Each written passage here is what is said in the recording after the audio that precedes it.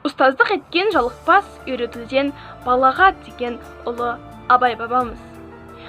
Сіздер жас ұрпақтың санасына сыналай енгізетін тәлім-тәрбие, үлгі-өнеге өлшеусіз. Сіздер бүгін еккен дәндеріңіз ертеңгі жеңісті күннің кепілі.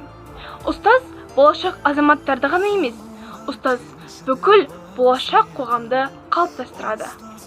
Менің сүйікті ұстазым Құрманиян Нүсіпбайқызын мұғалімдер күнімен шын жүректен құттықтаймын. Менің сүйікті ұстазым Ғалия Әлихановна ұстаздар мерекесімен құттықтаймын. Менің сүйікті ұстазым Шолат Айтханқызы, сізді мейрамыңызбен құттықтаймын. Менің сүйікті ұстазым Мадина Қанатқызы, мейрамыңызбен құттықтаймын.